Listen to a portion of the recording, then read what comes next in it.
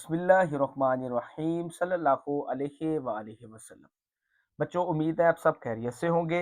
आज class ninth math, उसके most important जो है आपको क्वेश्चन बताऊंगा। अगर आपने ये कर लिए तो इंशाल्लाह आप 90% से अबव मार्क्स आप ले सकेंगे।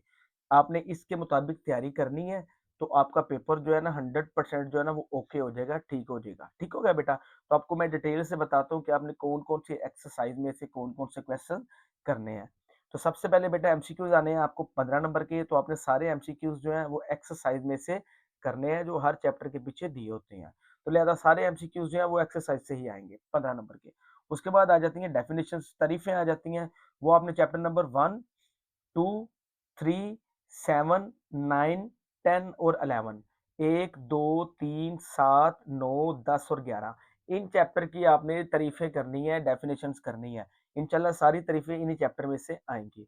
उसके बाद बेटा आपको मैं चैप्टर वाइज बता देता हूँ एक्सरसाइज और क्वेश्चंस के कौन कौन से आपने करने हैं, पेपर उसी में से ही आएगा। सबसे पहले आ जाता है जी चैप्टर नंबर 1 हमारे पास। चैप्टर नंबर 1 में से आपने एक्सरसाइज 1.1 का क्वेश्चन नंबर 3 और 6 सिर्फ ये दो करने हैं। ठीक हो गया? उसके बाद एक्सरसाइज 1.2 का क्वेश्चन नंबर 5 और 6 करना है, इसमें से लॉन्ग आएगा इंशाल्लाह। ठीक हो गया? नेक्स्ट आ जाता है जी हमारे पास चैप्टर नंबर 2। चैप्टर नंबर 2 में से आपने 2.1 जो एक्सरसाइज है उसमें से क्वेश्चन नंबर 1 और 2 करना है। उसके बाद एक्सरसाइज 2.2 में से क्वेश्चन नंबर 3 करना है आपने।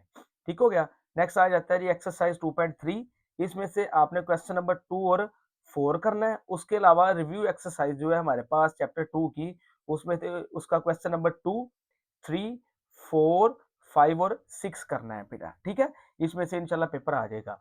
नेक्स्ट आपने बेटा आ जाता है चैप्टर नंबर 3।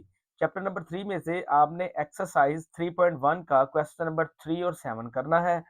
एक्सरसाइज 3.2 का क्वेश्चन नंबर 4, उसका फर्स्ट जो सिर्फ करना है।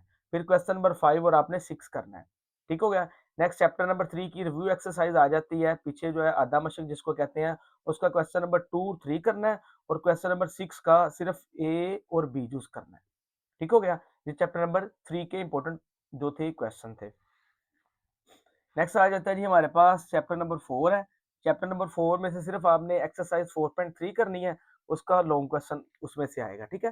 तो चैप्टर नंबर 4 में से एक्सरसाइज 4.3 सिर्फ इसमें से क्या आएगा, आपको लॉन्ग क्वेश्चन आएगा। नेक्स्ट आ जाता है जी हमारे पास चैप्टर नंबर 7।